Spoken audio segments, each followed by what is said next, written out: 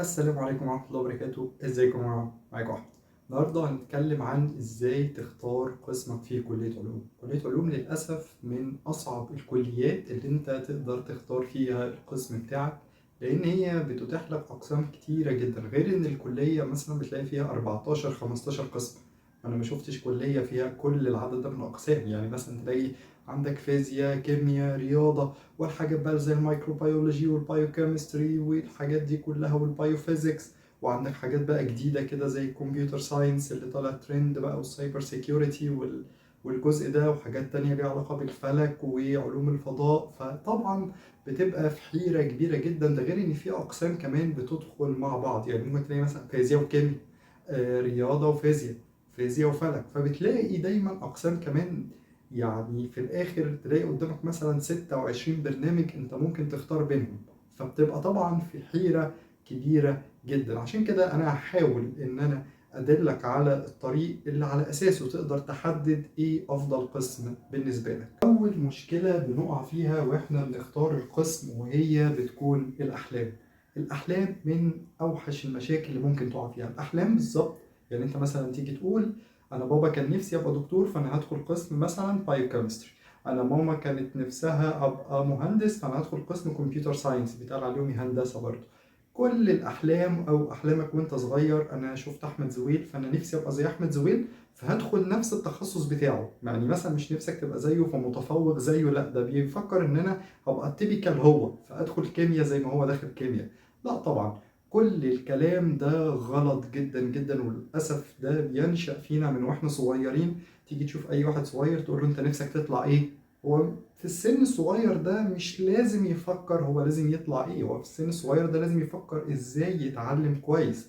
عشان كده بنقع في المشكلة دي.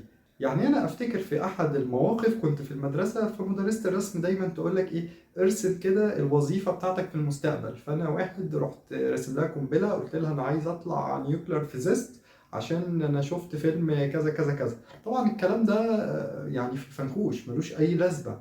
ليه؟ لأن أنت ما تعرفش فعلا أنت بتحب إيه، أو أنت طريقك هيكون إزاي. أي نعم أنا طلعت فيزيست ولكن مش نيوكلير فيزيست، فحتى برضو دي حاجة بالصدفة جدا.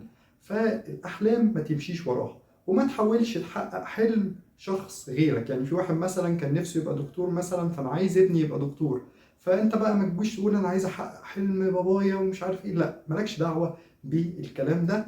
انت حقق الحلم بتاعك او في طريقك، انت مالكش دعوه باحلام الاخرين. يعني ما تجيش واحده مثلا غريبه تقول لك ادخل القسم ده افضل، على اساس ايه هي حددت ان ده افضل بالنسبه لك؟ دي الفكره اللي انا عايزك ما تقعش فيها. اول حاجه، على النقيض التام، الناس اللي بتفكر دايما بقلبها، في ناس بقى بتفكر بعقلها. دي الناس اللي بتفكر لما هدخل القسم ده انا هشتغل منه ايه وبس، بيفكر في الفلوس، في الماني. انا هشتغل ايه، ايه فرص العمل للقسم ده. فتلاقيه دايما يفكر مثلا هدخل قسم جيولوجيا عشان اشتغل في شركة بترول، ده بيقبض بالدولار، انا عايز حاجة كده، او اروح الخليج. في ناس بتفكر كده، بالفعل في ناس بتفكر في كده. وطبقا لإحصائية في الوطن العربي، ناس كتير بتفكر في الموضوع ده، لأن أكتر 3 وظائف في الوطن العربي متوفرة بتبقى القسم الكيمياء، يليه الكمبيوتر ساينس، يليه داتا اناليسيس. داتا اناليسيس ده اللي هم بيدخلوا قسم الإحصاء أو الرياضيات والإحصاء، الاتنين مع بعض. التلاتة دول مع بعض هم التلات أقسام اللي ليهم فرص عمل كبيرة جدا في أنحاء العالم وخصوصا في الوطن العربي. ولكن في مشكلة كبيرة جدا، إيه هي بقى؟ المشكلة دي إن أنت مش ضامن إنك لما تدخل القسم ده تعرف تتوفق في الدراسة بتاعته، لأن أنت أوريدي مش حابب القسم ده. فممكن أنا أدخل القسم ده ولكن ما انجحش، أو أضطر أحول بعد سنة، فهبقى أنا أخدت من عمري سنة في الفاضي. او ممكن ادخل القسم ده وعافر وكده وانا مش فاهم الكلام قوي بس بحاول اعدي الدنيا، فاجي اتخرج في الاخر بتقدير مقبول ومبقاش اتعلمت حاجه. فلما اجي حتى اشتغل في التخصص اللي انا دخلته ده، هلاقي ان فرص العمل اللي قدامي انا مش هبقى شاطر فيها، او الشغف بتاعي مش هيكون في الاتجاه ده. عشان كده هناخدك بقى للنقطه الثالثه. عايز تختار القسم بتاعك صح، دور على الشغف. الشغف هو الحاجة الوحيدة اللي تضمن لك ان انت تختار القسم بتاعك صح. ولكن الشغف هيجي ازاي؟ يعني ازاي ان انا اقدر اقول ان شغفي في المادة دي؟ اولا ايه هو الشغف؟ الشغف ده هو ان انا بذاكر مادة وبحس ان انا بفهم المادة دي كويس قوي، بغض النظر عن مين بيدرسها، بغض النظر عن المادة دي انا جبت فيها درجات عالية او لا. كل الكلام دي طبعا يعني اعتبارات خليها على جنب. دي مادة كده تحس ان وانت قاعد بتذاكرها تلاقي ان الوقت بيطير منك، ما بتحسش بيه. ممكن تقعد 5 6 ساعات بتذاكر المادة مش زهقان. على النقيض التام في مواد تانية لا، انا ممكن اقعد نص ساعة الاقي نفسي ياه كل ده انا زهقت قوي. ده طبعا المواد التانية دي يفضل انك ما تخشش الاقسام اللي بتدرس المواد التانية دي بتعمق.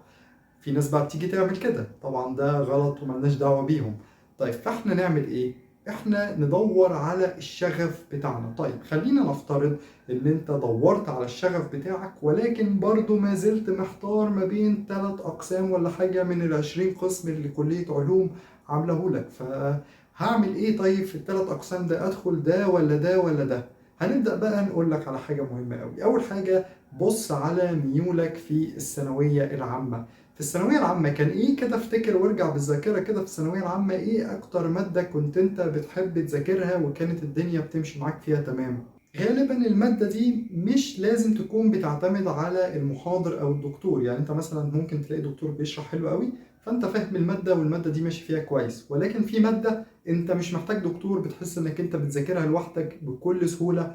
وبالعكس وجود الدكتور عندك وجود ثانوي مش وجود اساسي يبقى معاك. فأول حاجة دور على ميولك، يعني شوف ميولك كده في الثانوية العامة كانت إيه أكتر مادة بغض النظر عن درجتك. كذلك في سنة أولى دور على ميولك بغض النظر عن درجتك. يعني أنا مثلا لما كنت في سنة أولى كنت جايب في الكيمياء امتيازات، كيمياء 1 امتياز وكيمياء 2 امتياز، ولكن ما كانتش ميولي. كنت في الفيزياء اللي هي ميولي جايب فيها جيد جدا فيزياء 1 وجيد جدا فيزياء 2، على الرغم إن الكيمياء مش ميولي ولكن جبت فيها امتياز. فالدرجة ما تاخدهاش مقياس ان هي ميولك، الدرجة دي ليها اعتبارات اخرى وليها طرق ان انت ازاي تقدر تجيب درجات عالية، ده موضوع تاني. الشغف ملوش علاقة بدرجاتك، ملوش علاقة المواد دي هي اللي نقصتك في الثانوية العامة والمواد دي هي اللي رفعتك في الثانوية العامة. الشغف ملوش علاقة بالكلام ده كله.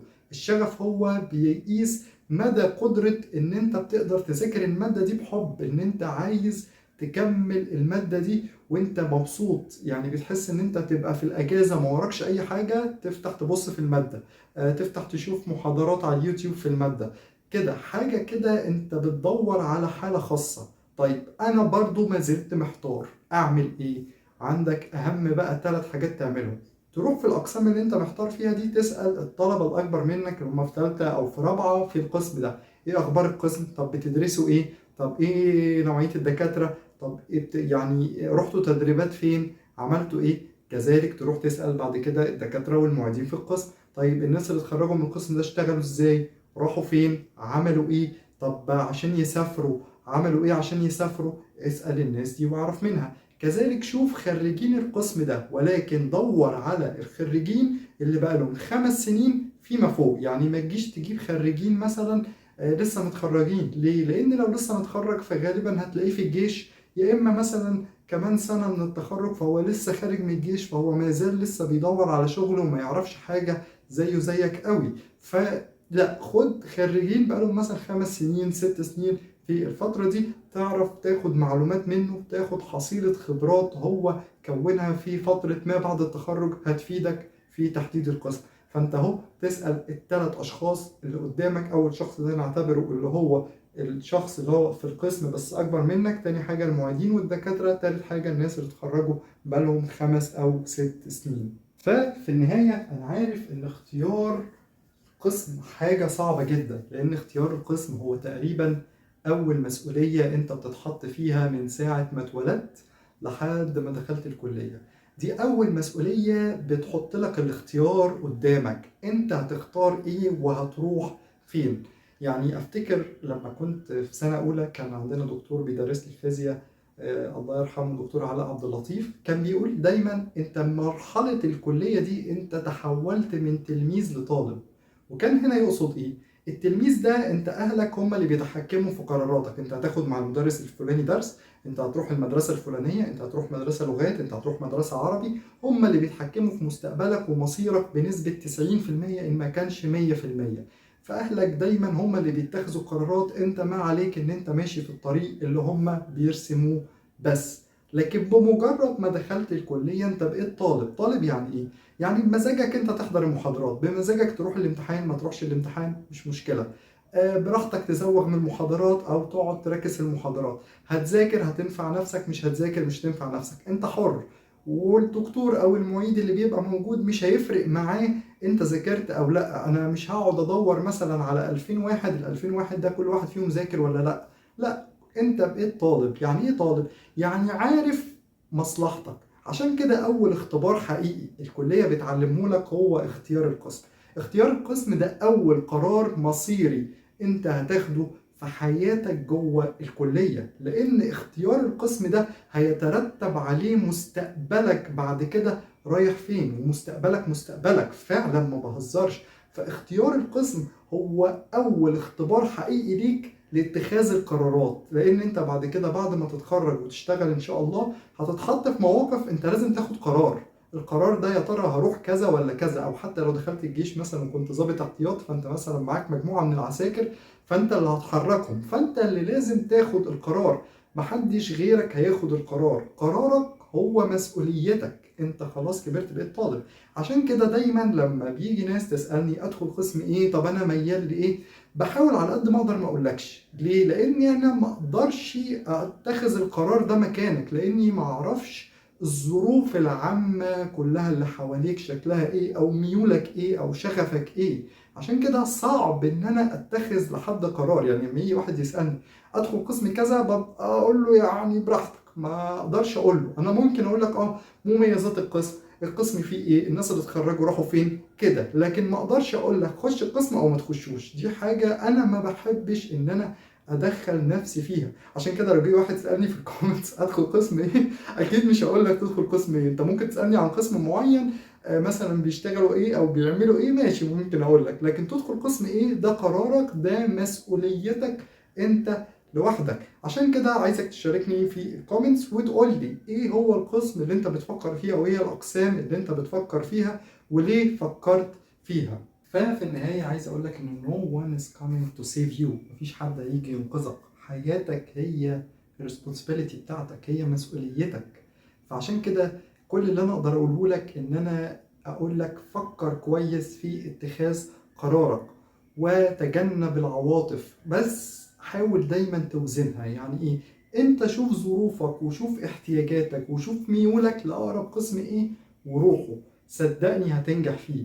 ده اهم حاجة، لان انا مش هستفيد منك ان انت اتخرجت من القسم في شغل كتير، ولكن انت كخريج معرفتش تضيف حاجة زيادة عن الناس اللي اتخرجت عنك. فعشان كده في النهاية ربنا معاكم. اختيار فعلا صعب، ولكن فكر فيه وحاول ان انت ما تمشيش مع المجموعة. يعني مثلا صحابي داخلين قسم كذا فانا ادخل معاهم، لا.